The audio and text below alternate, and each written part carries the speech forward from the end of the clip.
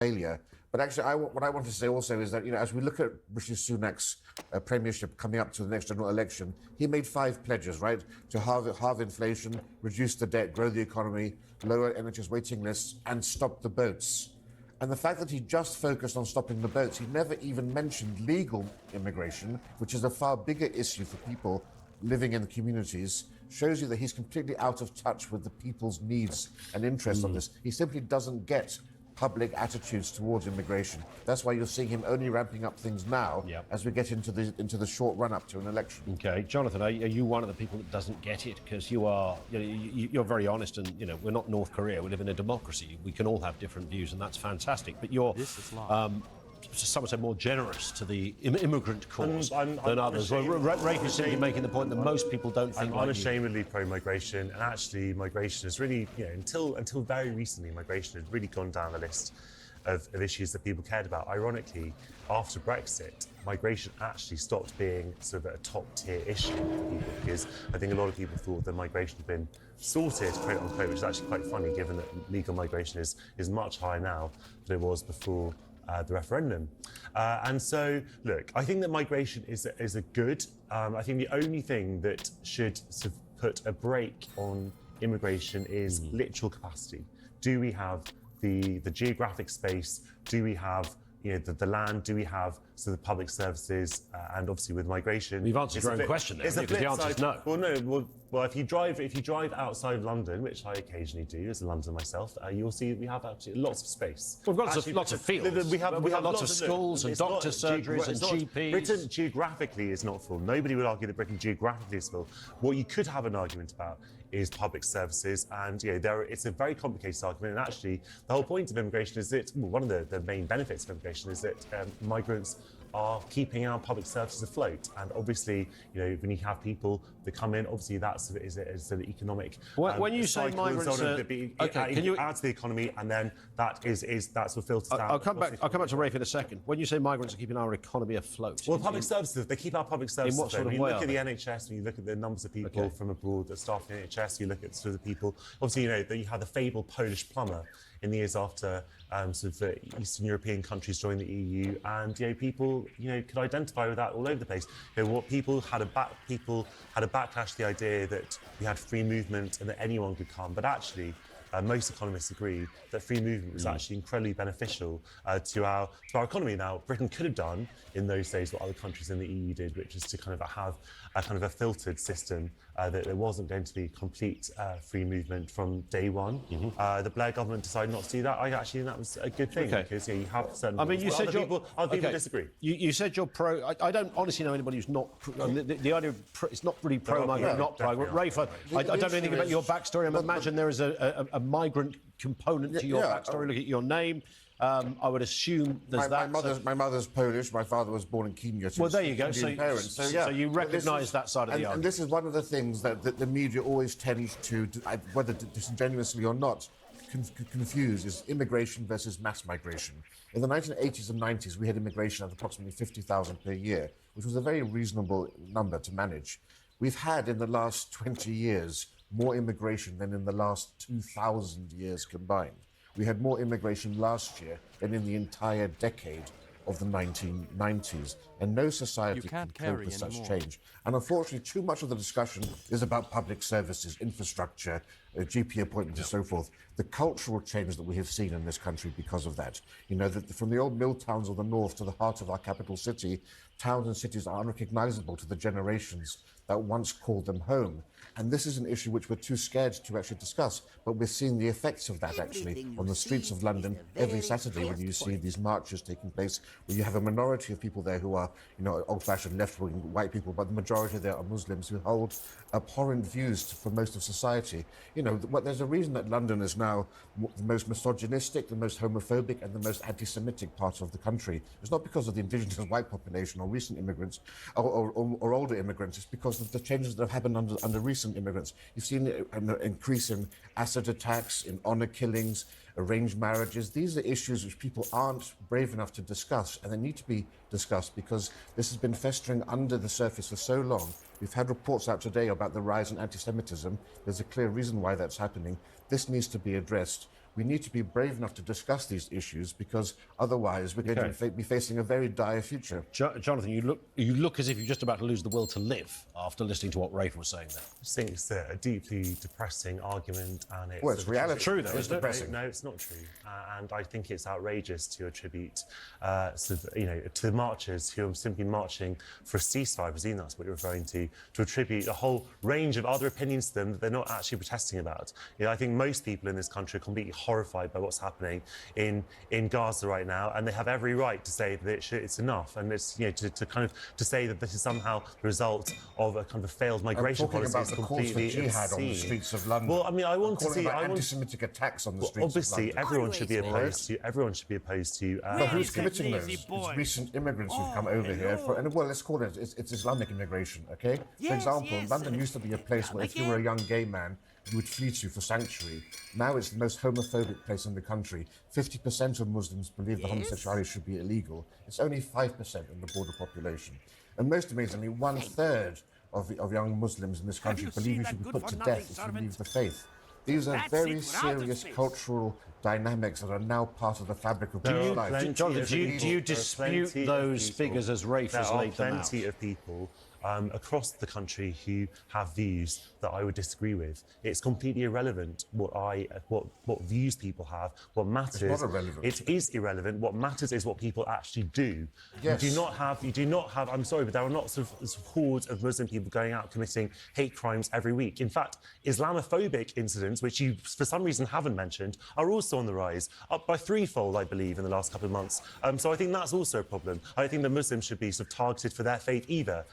So I don't think that anyone should be targeted on behalf of because of their beliefs or because of who they are. Well, I think Jews it's completely are being targeted by Muslims and by the Jews. Well, look, I am Jewish, and we've been targeted by a lot of people over a lot of years. I think it's always bad. Whoever to single out, it's bad now. No, it's always been bad. Actually, that's completely wrong. To single out a group of people for doing this is completely outrageous. For 200 years, Britain's been a sanctuary for Jews. Okay, we're going to be talking about anti-Semitism nonsense, and hate Since the 19th century. in the next leaving second. the Russian pogroms coming over here, settling in Spitalfields. People weren't even allowed to come. The British people, the British government the British people didn't even want most of the Jews to come over here, otherwise they would have. We can come to that in more detail in the next chat as well. Is the point, though, Jonathan, that Rafe is raising here, the overarching point, that I think often gets relegated in the immigration debate, but I consider it to be possibly the most pivotal, and that is cultural assimilation. And we don't talk about that enough. It's almost as if that's an extra point, but it's fundamental, isn't it? Cultural assimilation isn't something we should apologise for, that we should aspire to cultural assimilation. We want people to, of course, again, to quote that term, we're not North Korea, you have your own beliefs, etc. But an idea that you sing from a very similar hymn sheet is pivotal to a civilised society, right?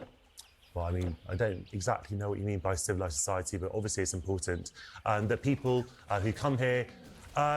what happens with migration is a dialogue. If you've ever been out for dinner in Britain, the likelihood is that you have engaged in some of the benefits of migration, because you're probably not going out for an English all the time. You're going for Italian food, Indian food, Chinese food, etc. And so this is just one of the ways in which... And that is great. That is great. But migration is always an engagement. When you say assimilation, yes, it sounds great in principle. I did my degree in a lot of this stuff, and so I was often sort of thinking about this in kind of quite theoretical, philosophical terms. But obviously, when you have migration and you talk about assimilation, often what that means, or what some people want it to mean, is that people come here and they sort of become exactly the same. They might look different, they might come from different places, but they basically... But that would be boring, wouldn't it? That would be boring and weird. That's And kind of been the French model of migration. But I've always thought that was a mistake, because it actually deprived so much potential richness by saying that everyone's going to become here, everyone's going to become exactly the same French people that we are. They might look different, but they're going to become French, they're going to talk the same, sort of have the same customs, etc. Because that actually denies so much diversity, and diversity is one of our key strengths. But diversity is our greatest weakness. In every single study, there was a major meta-analysis done of all 87 sociological studies on the issue of diversity and social trust. Now, sociologists are the most left-wing element in our universities, and they were actually embarrassed by the findings of this 2007 Bowling Alone, excellent book written in America on this very topic. And what they showed is increased diversity leads to a lowering in trust, a lowering in social engagement, and on the local community level, people become more reclusive, they stay at home, and there's a general decay in society and in local buildings because of that, because no one feels they're empowered enough to become... What is meant by diversity in this respect? Are you talking about people's skin color? It's ethnic diversity, and it doesn't just lead to a detraction in social trust amongst different groups. The more ethnically diverse a culture is, the more lack of trust there is even within ethnic communities. And it's been the greatest blow to diversity. You know, every week almost goes past when you'll hear a mayor or a police commissioner saying diversity is our greatest strength. We've never seen any evidence to actually show that. On the contrary, all of the sociological studies have shown it's actually our greatest dilemma, and if not our greatest weakness. Jonathan? I mean, I just don't know what that means. If you say that, show some research to back up your stuff. If you say that, well, I mean, so you can show any number. The devil can cite scripture for his purpose, Rafe. Look, if you go around London, people who live in London, who love London, know that it's an incredibly diverse city, and you sort of walk around different parts of London where different communities live, and it is a source of great pride to me and many other Londoners that we live in a city that has this diversity. Is that through... I'm not saying that doesn't mean, but Jonathan, it doesn't mean that there aren't sometimes problems with sort of tensions between different communities. Of course, no one is saying that everything is perfect. Of course, there are always ways in which things can be improved, in which people can sort of interact with each other better. That's not what we're talking about. The issue is whether diversity itself is a good thing, and I think it is. Are you in danger, though, of seeing this, and I don't say this as a pejorative, through a sort of left-wing lens where you desire, and admirably so, a nice sort of utopian society where we all rub along nicely, everybody gets along nicely, whereas actually, if you were a gay man and walked into some of those parts of East London, you know, well done on getting out alive in some places, because I'm a gay man. I go to parts of East London all the time, Ian. No, I don't dispute that. What I'm talking about, if you were on some of those marches that Rafe was just referring to, there are huge components of people within those marches that don't want to. You shouldn't even have the right to the same oxygen, let alone the right to life, because they are hugely homophobic areas within those communities. You must know that. I mean, people say, LGBT support Palestine and things like that. You must be embarrassed by that as a gay man. You must be. As a Jewish gay man, you must be embarrassed. No, I'm not embarrassed by it. I think that it's actually, and actually, I think the worst danger for any gay person in Gaza right now is being blown to smithereens by an Israeli bomb, actually. But would you stand in the middle of somewhere in Palestine and shout out, "I'm a loud and proud gay man"? Well, I'm not going to Palestine right now, and actually, I think it's a wrong question. Look, nobody's saying that gay rights are perfect around the world. That's not the point. It doesn't mean that people should be denied. It doesn't mean that. Well, they're certainly not, and that's not just from Muslims, by the way. But no one is saying that should. I'm certainly not saying that should deny people their human rights. The idea that because there are anti-gay rights, that people deserve them to be killed by a bomb. I mean, that's a completely monstrous line of argument. I'm sure you're not arguing that, but in that case, I'm just asking. I'm just asking. I don't know what the line of question is meant to achieve. We are it's completely fallacious. Well, I think it's all about.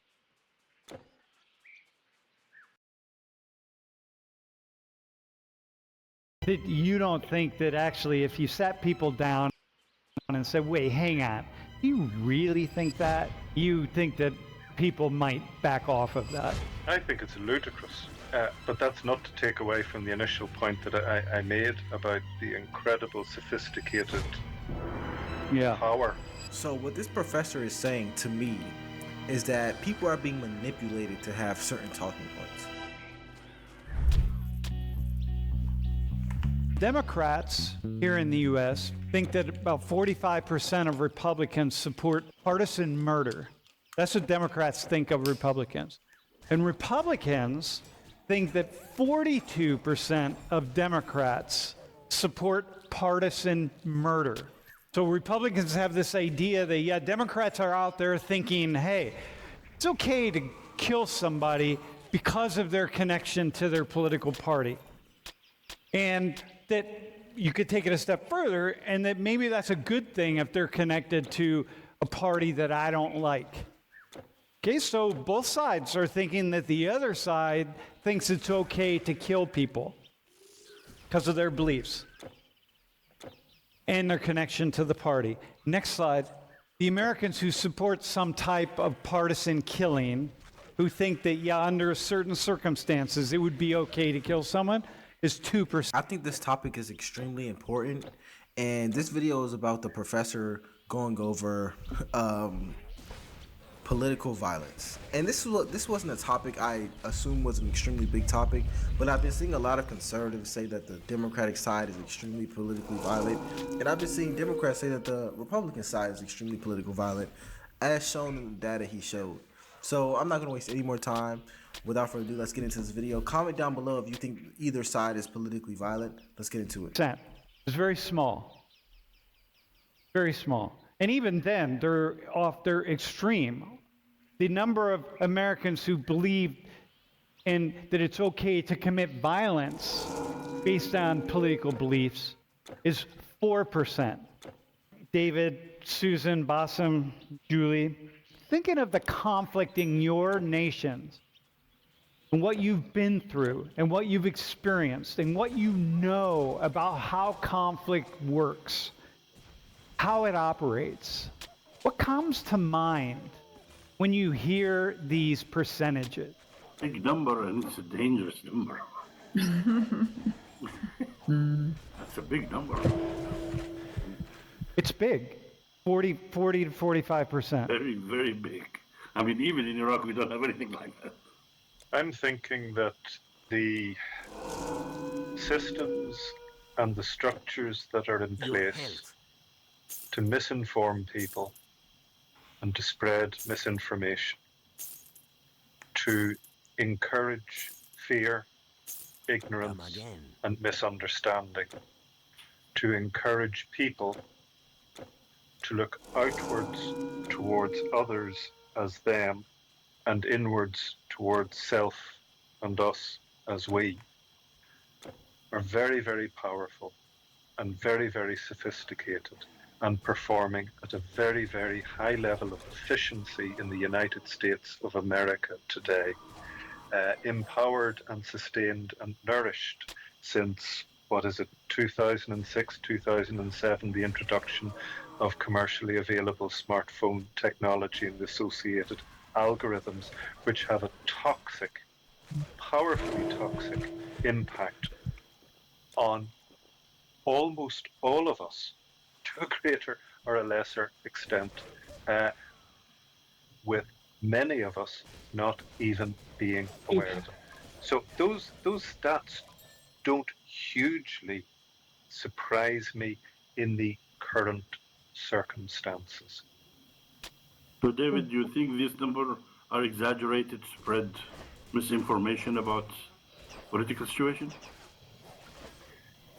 I think all stats are suspect, and it's dangerous and are dangerous to use.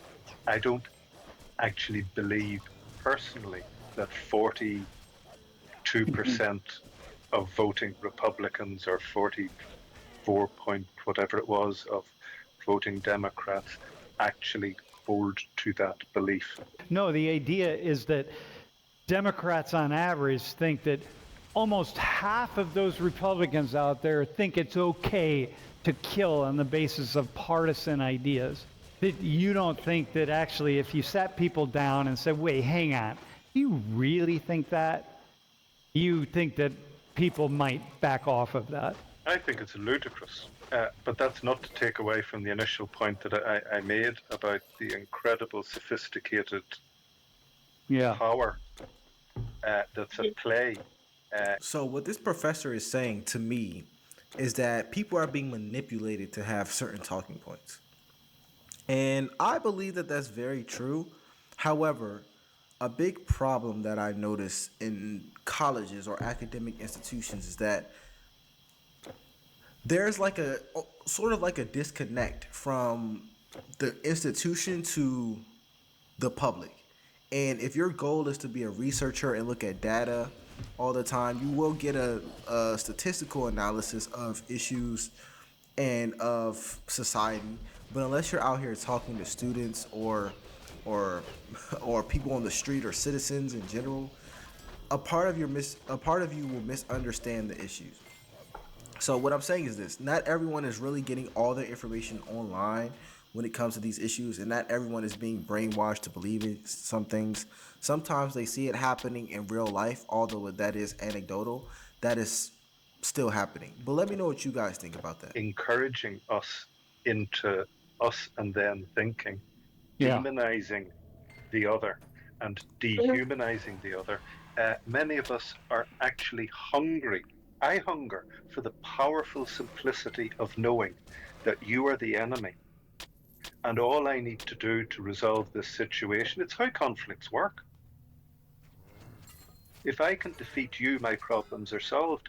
I don't have to go into the messy process of looking within my own community. That hurts too much. It's way simpler. It's more beautiful to consider that things are simply black and white, and they're what's wrong with this country. And if we can get rid of them or support them and stamp them down, everything will be okay. It's a perfect, beautiful solution, but it's implausible, irrational, and it doesn't work. No, especially if we can believe that they want to kill us. If they want to kill us, then it makes it so much easier to feel that self-righteousness to want to kill somebody else. Of course, it's not the exact same situation because it's a different context and different things, but it reminds me how this big war that we're still facing here in Colombia started. And it started because of the power relation, unhealthy relationship between two parties. And everything was about liberals against conservatives, is what was called here. And it started like that, like with the fear of being attacked by the other party, and then the other party feeling being attacked by the other party. And it was more than 50 years. It started like in 1930 or something like that before. Then we entered in a big, huge, long period of violence called the violence. And then it is supposed to be ended with the peace agreement, but it's not. Right now, we're still having that. So we can say almost a century of war because it started just like that, because liberals were fighting with conservatives, and then it just went off the hands. And look at this. So it's, of course, it's not the same thing that you're describing because it's different society, different times, but it started like that.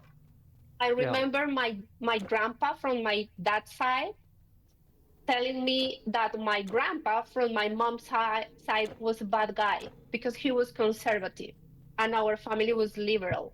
And it was inside my own family, both grandpas telling each other that they were bad, not bad people, but like, I don't like that. I don't like that. Just inside the family. So imagine if you repeat that in the different structures of a society, how is to live with that pressure like on your shoulders when you're growing up, like on different scenarios. Susan, how about you? Like when you hear those numbers and you think, how about you? What comes to mind? Well, setting aside how accurate those stats are and, how they were gathered in the first place, I think what comes to mind for me is that perception is very dangerous, and it seems that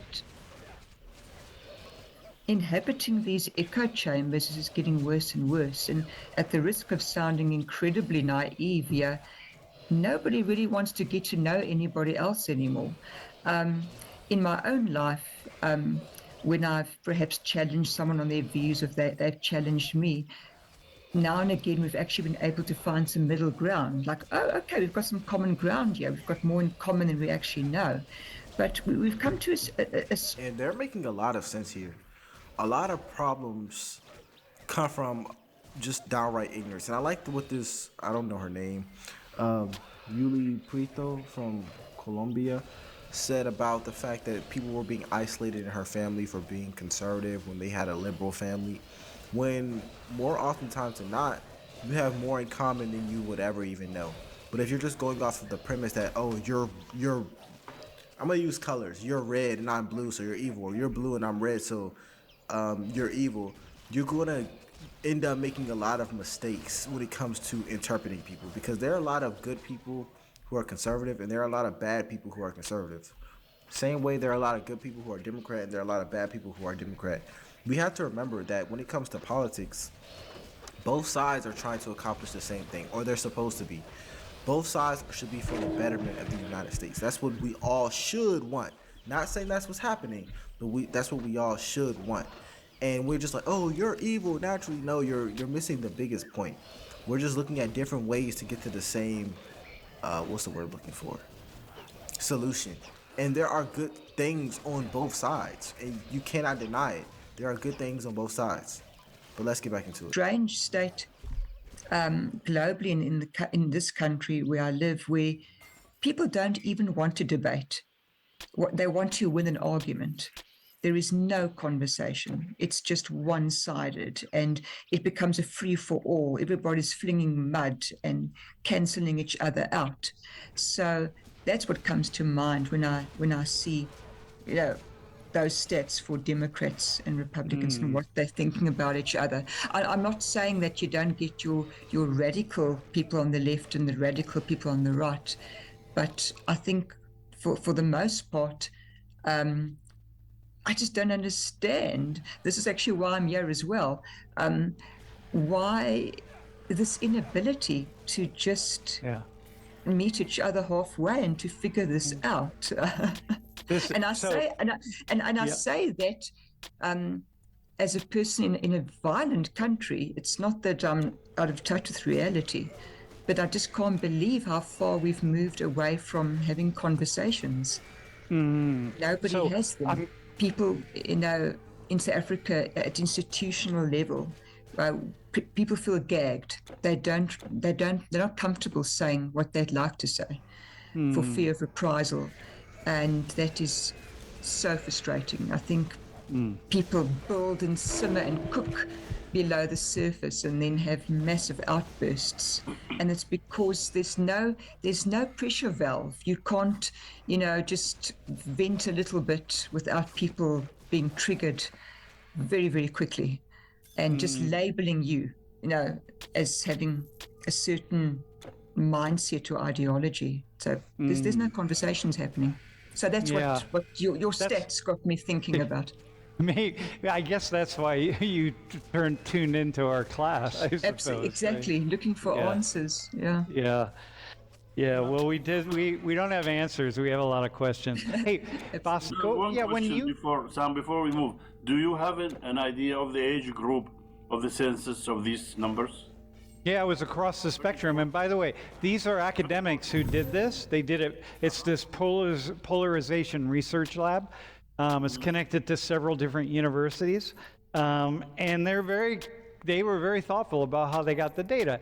Now, mind you, it's one thing to answer a question on a survey form, to say, hey, here we go. This is what I think. It's another thing if you sat down and someone said, hang on, do you really think that? But still, the idea, the Americans of one party think that, half on average of people of the other party want to would be happy to support murder based on political parties is really just so, you can't even imagine that 5 years ago or 10 years ago. People would just laugh at them. So Bassem, when you think about Iraq and you think about the ongoing violence in Iraq, that we can, just after the U.S. invasion, don't have to go to specifics, but so many people having these ideas about other people. But where does your mind go? Sam, we have an election November 11th, and the people who are participating in the elections there, everybody is trying to dehumanize the other side. We have a problem. It's not only Republican Democrats as the U.S. We have ethnicity problem. We have religion problem. We have Sunni Shia problem. We have Arab Kurds problem. We have so many complicated factors that goes into the life of a politician in Iraq. We are very uncertain of the outcome of the election on November 11th, and people are very, very scared of the coming election. And people are scared, in particular, of the other side, of people. On the other side, yes. And I'm happy the professors are seeing this, because I was like, professors are seeing this. They are seeing the dehumanization of both sides, and they're not afraid to call it out anymore. There was a time where professors would just pretend like it wouldn't happen, or people would just pretend like it wasn't happening. But he has a whole panel of professors who are saying like, yeah, stop dehumanizing the other side. But let me know what you guys think about this. My name is LFR Jojo, and I'll see you next time.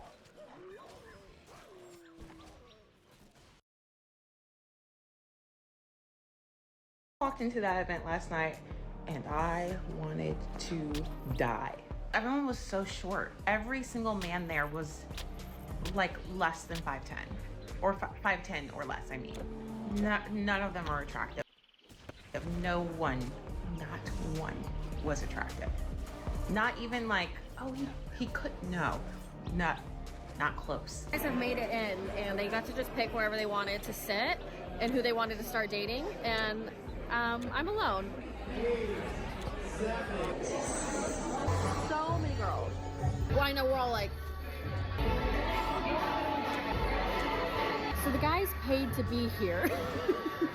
That's what's weird, and there's a lot more girls than guys, so that's weird. I don't know, it just like doesn't really make any sense, but there's so many girls here, everyone's so pretty, but the vibes are a little weird. Wait. Jenny? How old are you? I'm 26. Are you single? I am single. What would you look for in a guy to date? What's all they gotta be? 6 foot. Oh, how much money they gotta make? Of course, if you can make $1 billion. What's a race that you wouldn't date? Sorry, not my Filipino. Copy by high, copy by copy.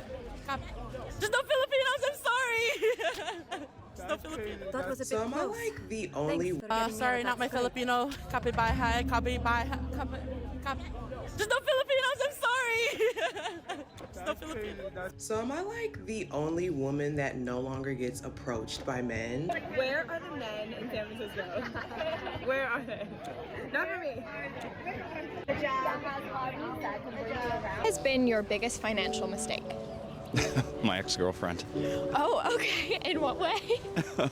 Vacations and, just dinners. Just Okay. didn't work out. And this is why she's your ex-girlfriend? This is why. Okay. And if you could go back, what would you change? It was a good experience, so Yeah. lesson learned. I don't think I'd change much. Lesson learned. So Yeah. now just pay for less vacations and dinners? Yeah, stay single. Stay single. Okay, that's the advice. Well, thank you very much. I Thank appreciate your time. How much does a man have to make in a year in order to marry you? $1 million. $1 million? Why he gotta make $1 million? Because he's gotta show me what's up. Saying that you want to financially stable. Do you looking for certain numbers like? Yes. Yes. I'm Okay. looking between 600,000 and 800,000. Obviously, more is good, but that's what I want to start with. So 600 is your bare minimum, you said. Well, maybe 500. I mean, Okay, we went down. the cost of living in LA is so high. That, It is. and I really love to travel. Okay, and you wanna like a man to cover for this? If he can, yeah. Because I bring feminine qualities. I can cook, I can give good back massages, I can listen well. So I think it's only fair. So it's worth it. Yeah. It's worth it, Uh-huh. yeah. Okay. Is anyone making 600,000 here watching it? Leave us in the comments, please, guys. Is that a good trade? Would you trade your salary with the back rubs and cooking and cleaning? Let us know. We want to hear. If you're not noticing what's going on, yo, men are straight out ignoring women. Women are dressing like this, going to bars, going to the gym. Men are straight out ignoring them. Men are not approaching women at all. We see you, but we act like we don't. We're tired. Men are tired. We are tired of not being 6'5", not having 6 figures at the age of 19. We are tired of the manipulative games, free dates. Games here entertaining several different guys. Men are tired. Oh no, men have said no. Okay, ladies, y'all keep saying, oh, you would have been a better world without men. Why? If you would have been a better world without men, why don't you guys form a community together, go watch the WNBA and leave out there? Why do you guys come to the NBA? Why do you guys come over there? Why are you guys following where the men at? You don't seem to stay together for too long. You don't seem to get along together. You seem to come back to men. We are tired. We're not gonna talk to you. We're not gonna approach you, ladies. Dress, do this, go to bars. There's so many women out here asking, hey, wait, look at me. I'm so cute. I'm dressed right. Ain't no man looking at me. Ain't no man talking to me. Yeah. We sick and tired of your behavior, man. We tired of this shit. We are never gonna do that again. It's done. The thing is, men are simply done tolerating the delusion and double standards.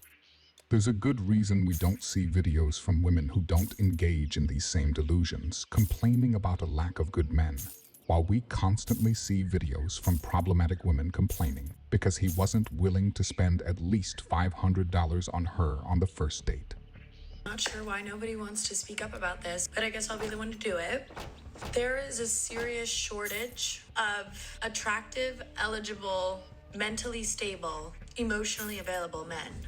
We need to get a search party together, figure out what has happened, where have they gone, and what do we do about this? Because it's a problem. Look, I have said this before and I will say it again. There is no shortage of good men. It is simply that you don't see the men that are good men in your life as dateable, but they're probably good friends. Like, they're probably in your friend zone. And then for the good men that aren't in your life, it is because they're not looking to date. They probably spent far too long in a relationship that took advantage of their goodness. Those men are either working, they're either at home, or they're just hanging out with friends or doing some sort of hobby in seclusion. So if you really do want a good man, you better look in your friend zone or do all that you can to put out positive energy about men, because they will see you and they might take a chance on you then. When they first started promoting this event, they were targeting men and women. I also don't follow anybody that is putting on this event, but every time I open Instagram on my Reels page, I'm getting Reels from all of the event coordinators that are only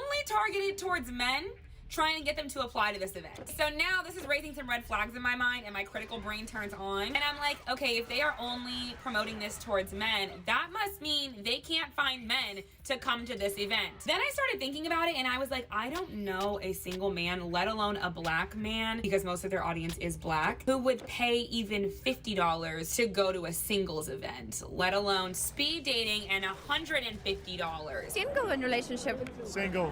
Where do you normally meet girls in London? I don't know. They usually come up to me in the street, actually. And would you approach a girl by first if you liked her? No. No? No. So how do you want to meet her? She'll approach me. So you wouldn't mind if the girl approached you? No, I'd love it. Okay. Yeah. I saw a video the other day. A girl's like, men are afraid to come up to us. They're not afraid to come up to you. I mean, maybe some feel a little insecure, but by and large, they're just like, I don't need this aggravation today. I don't need some diva aggravation today, because more often than not, what do you do?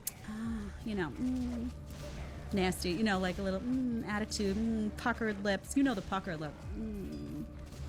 They're tired. They're tired. They're tired of getting made fun of. They're tired of being, abused. They're tired of getting, oh, I'm a meme now. Because why? Because I looked your way for 2 seconds in the gym. I keep hearing about the male loneliness epidemic. And ironically, we keep hearing about it mostly from women who are very adamant that they don't care anything about it, yet continue to speak on it almost constantly. Not only that, but they also mention that it's entirely men's fault that they're lonely. But I have some serious doubts about that, because from what I have been seeing, there are actually a lot of men that are perfectly happy being single, and they're not lonely at all. Granted, there are some lonely men out there, but I would also point out that there are a lot of lonely women out there too, but we're not calling that an epidemic, because most women will say that they'd rather be alone than with someone who doesn't appreciate them.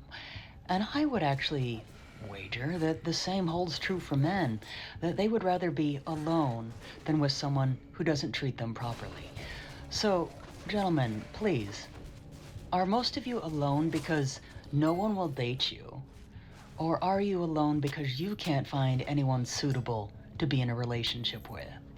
I have a feeling it's more of the latter. This supposed epidemic that conveniently only impacts men is the first and only time they've seemed to care about a male issue.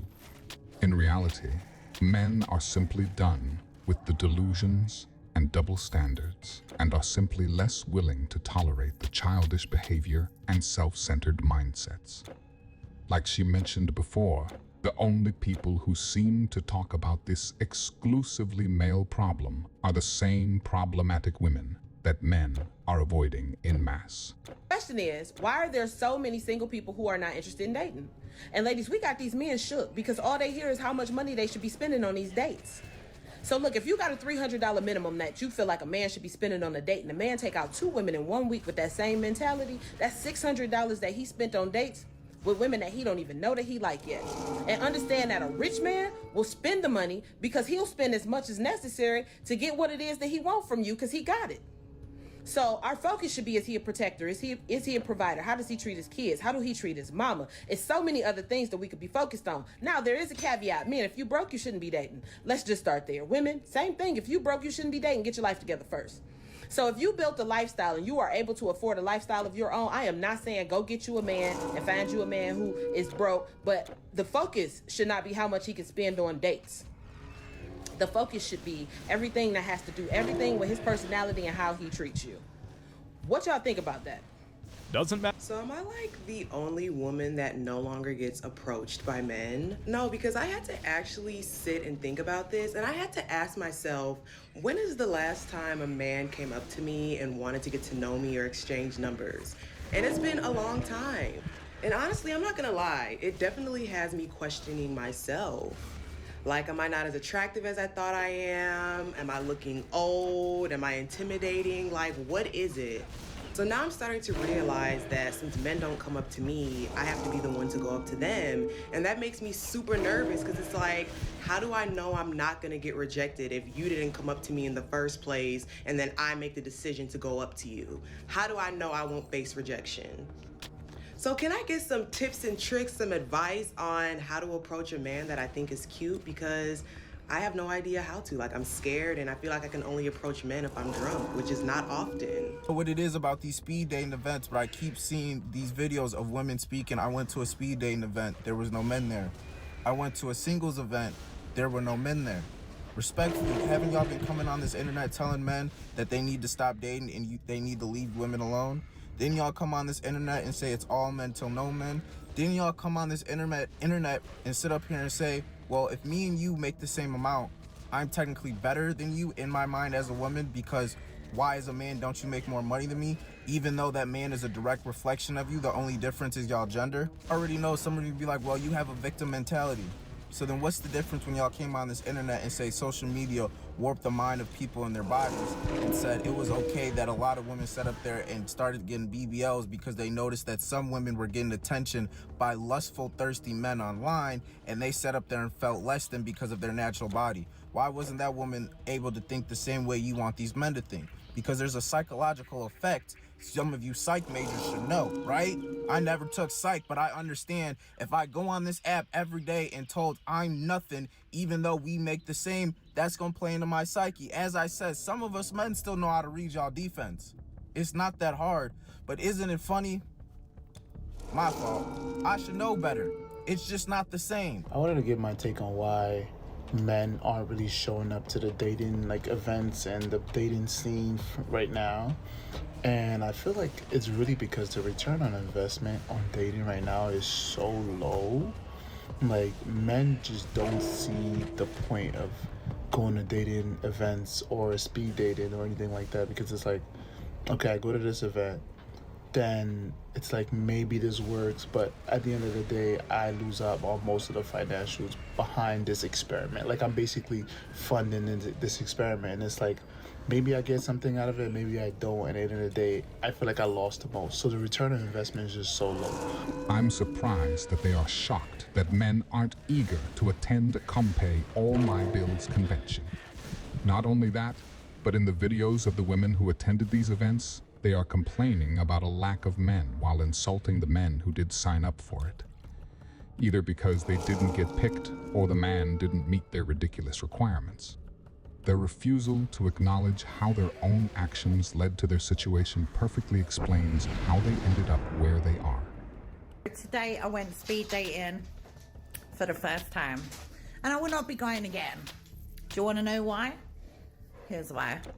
Number one, the quality of women just overshone the quality of men.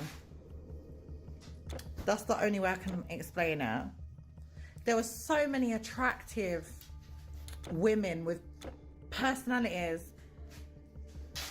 The men, they were like not very confident, didn't really talk a lot. The women were stealing the show. When I actually first turned up, I thought it was like a lesbian dating event because it was just so many women.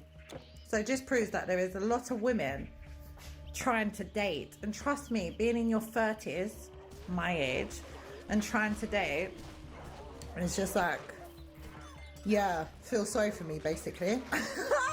Feel very sorry for me. It was absolute, I just think, what am I doing? Wasting my time trying these things. But I thought if you don't try, you never know. You never know, do you? So yeah, speed dating is not for me. What are you gonna send me to next? Nah. Are you lying? I don't really show people on social media. I kinda want you to know me for me first. So you got a girl on your social media? Nah. If I find that social media and I find a girl, I'm gonna find where you live next and I'm gonna blow up your house. You might find a lot of girls. A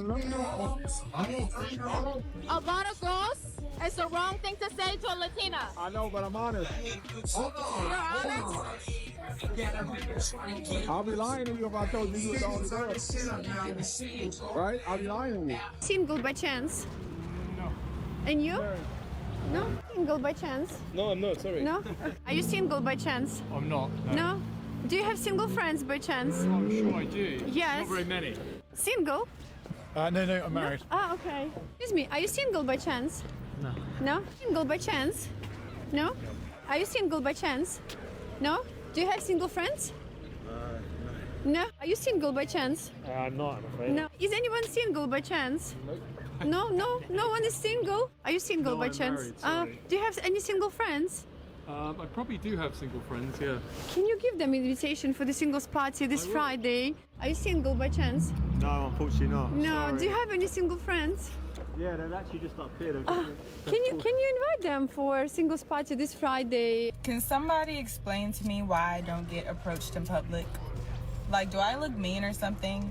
I don't know. I feel like guys will stare a hole into my from another side of the but they will not approach me.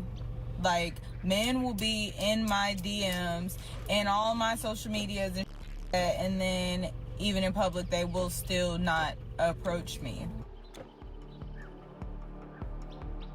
And it's not because I'm even if you don't feel like I'm pretty, you could say that, but I ain't I just don't understand why when I go out, I don't get approached by men. Okay, so we just left the event, right? So I think we were just saying that we think that we've actually hit rock bottom. No, it was actually. We think we've actually hit rock bottom, and I think we were either punked, catfished, or. It felt like a sick joke. I was like, literally thinking to myself, like, why am I, like, how did I get here? How did I get here? Always assume this, and I, for the life of me, do not understand. Anytime my friend and I invite guys to come to our singles events, they always assume that it's going to be 80% majority men. Like, they'll be like, oh, like, I think it's gonna be a sausage fest. Like, I think I speak for most guys when I say, like, we're not gonna come because it's all gonna be other guys.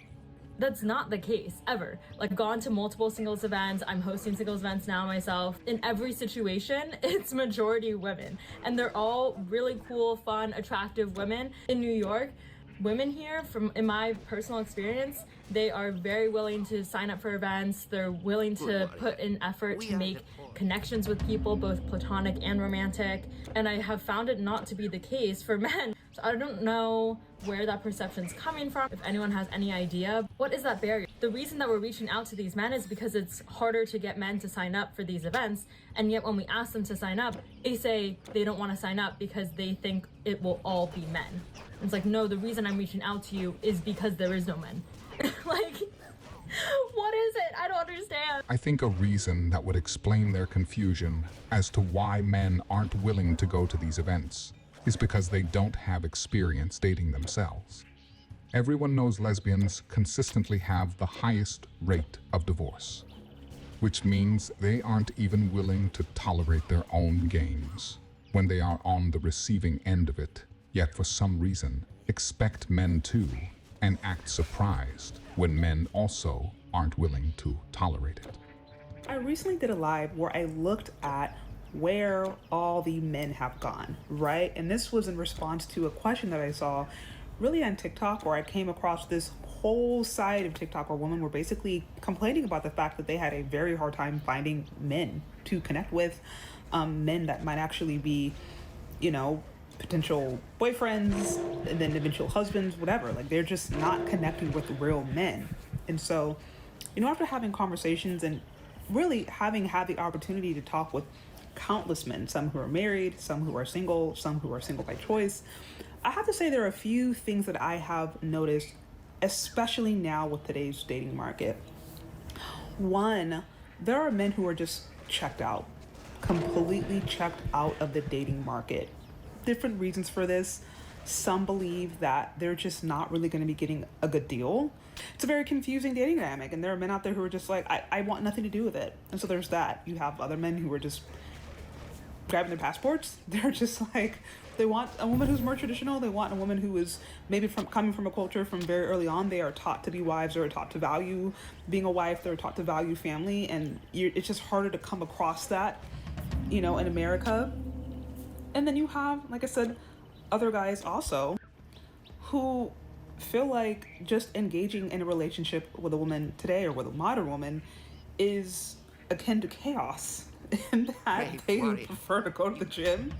They prefer to go to the gym, maybe play video games, work out, work, you know what I mean? They keep like a pretty small circle. And again, they've also disengaged because they're just, they see relationships as connected to chaos. If you enjoyed this video, I promise you'll enjoy this next video. I will see you there.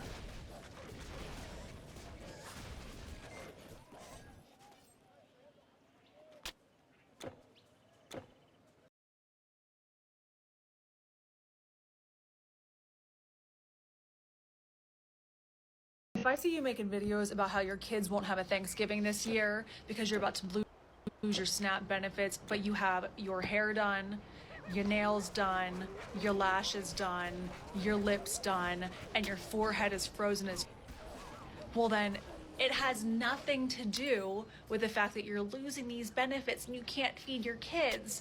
It's just that your kids aren't your priority. I am sick of hearing this narrative.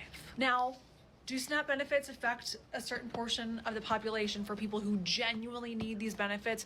Yes. And I feel awful for those people. But my thing is, the amount of people who are on our benefit system through the government that genuinely need it because they have no other way of providing food and a shelter and benefits for their kids, it is such a small amount of people. Such a small amount of people. The majority of the people who are riding this system have been doing it for life, and they don't know anything else. They don't know any other way to live life other than to live off of government-assisted benefits.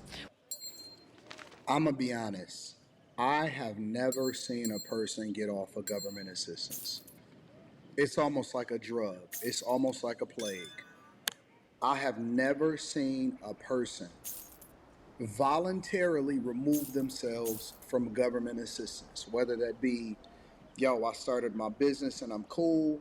I've seen people start businesses, and when they start those businesses, the businesses blow up, they do really good or whatever, and so they then figure out how it is that they don't have to report so that they can still stay on government assistance. I've seen business owners that are migrants, I don't know if they were legal or not, and they ran Chinese food restaurants, and they used government benefits and assistance to get a lot of their stuff from Sam's Club and Costco that they use to actually cook up the food that they then sell to other people inside of their restaurant. I've seen people on government assistance since I was younger, and if the government didn't kick them off because they got remarried to a person that actually is making a decent income, then they would have stayed on it, and they will tell you that they would have stayed on it. So I don't see people making the best decision for themselves to remove themselves from government assistance. I see people tying themselves to it and never getting off of it. I know people that had been on government assistance since I was little. And until I like disassociated myself and just grew up and became, you know, whatever it is that I am as a man, they had been on government assistance and they had been on Section 8 the whole time. And this isn't just to government assistance. This is also to people that are on housing, government housing. I've never seen a person move out of government housing unless they were forced to, right? Or unless it became so bad that they were then influenced by other people. I remember we were younger, and I was in a church, and we would see people come to church, right? And it's so tripped out. I'm gonna tell you this story. And it was guys that lived in the projects and government assistance, and they had kids, right? And I'm telling you a true story.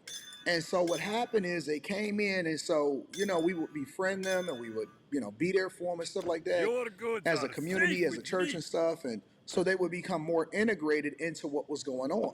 And so eventually, as you befriend people, you naturally start to, hey man, so what's going on? What's your life like or whatever? And so you hang out and stuff like that. And one time we actually went to this one guy's house, and it was in the hood. I mean, it was in the projects. And I was like, yo, what are you paying? Like, why do you stay here? Because they was trying to big it up like, yo, y'all living crazy. You know, you living in a great space or whatever like that. And they had a job and all of this stuff. And a lot of the money that they was making is under the table. And I said, man, why do you stay here? And the reason that he said that he stayed there was because it was in somebody else's name, and they only had to pay like $75 a month to stay there. So it was cheaper to just stay there and live the life that they wanted, and they was fresh as hell. Like, they was fresh, right? They was dressed fresh every day. They would spend all of their money on stuff that didn't matter, you know, all of this stuff, but they was leveraging, and I'm not sure. I would have to guess maybe his mother or something like that, but his mother wasn't even staying there anymore. But they was leveraging that in order to continue to stay there, and even though it was all toe up outside, they was staying there, deadbolting the door and all of this stuff. Why? Because they had no incentive to leave, and so they spent their money on the things that, you know, didn't matter. And so eventually, you know, they pushed and they evolved, and they no longer wanted to live like that because they was being influenced by what they had been seeing by other people that was also in the church.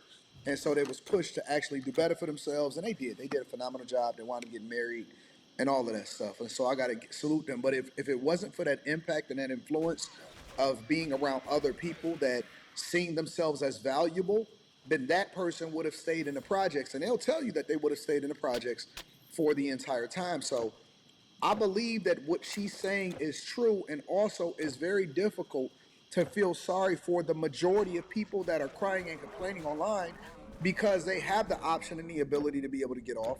A lot of them, most of them are able-bodied. They sit there and tell you that, oh man, I got a family of 6 and I have, you know, 4 kids and I'm living with my baby daddy. And I'm like, what are you talking about? First of all, why did you continue to have kids?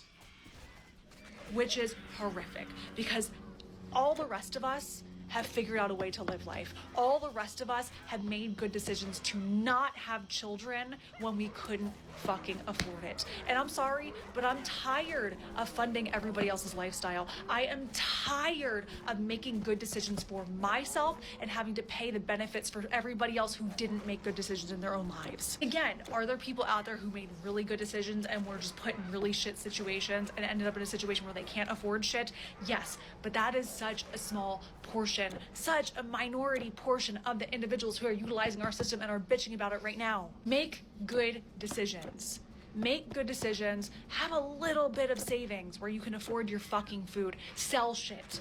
I'm sorry, but if I see you driving around with a car that has leather seats and you are complaining about how you can't afford to feed your kids, Sell your fucking car. Get a car that doesn't have fucking leather seats. You can sell your car, even if it's paid off. Fucking sell that shit. Get a hunk of junk that'll at least get you from point A to point B. And fucking figure it out. Stop getting your hair done. Stop getting your lashes done. Stop getting your fucking Botox done or your lip filler done. Jesus Christ. Pick up a second job. Find remote work if you can't afford to take your kids to daycare. Like, there are so many jobs out there. Build a skill. You have your phone. You have the internet at your fucking fingertips. Because if you can post a video, I know you have internet, which means you can develop a skill that can earn you the income to afford these basic fucking necessities. And just to see people give up on life and be like, I just gotta live this way. I'm gonna blame Donald Trump. I just gotta live this way. It's a wild mindset. It's everybody else's fault. It's Trump's fault, even though he just got in office 10 months ago. It's the economy's fault. It's your parents' fault. It's everybody else's fault but yours. And they be living better than you. They be eating better than you, living better than you. They have all of the designer clothes. Oh, but I got to get my hair cut. So why you going to the barbershop? Why don't you learn to cut your own hair? Oh, no. Man, skip that. I got to be fresh. And so people don't want to be honest. And that's the part where I come in, is that I'm an equal accountability smoke giver. I do not make excuses. I understand that I have to do things differently, and it's important for me to do things differently in order to be successful. And so I have to make the sacrifices and, do things that's going to benefit me long term and make better decisions. I can't have children out of wedlock. I can't have 8 baby mamas if I don't want to have to pay child support, if I don't want to be on Section 8 housing, right? Like, a lot of these, man, 98, 99% of everything that's going on is a decision. It's a choice. You chose to take out student loans. Pay the motherfuckers back. You chose to do this. You chose to do that. So why has it now become everybody else's responsibility to take care of what you are supposed to be doing? Let me know what y'all think inside of the comments. Make sure y'all tap into the Patreon. Link is in the description. Teach Henley, 40% off your first order, 20% off of life. And I always like to give credit to the content creators, so that'll also be down in the description.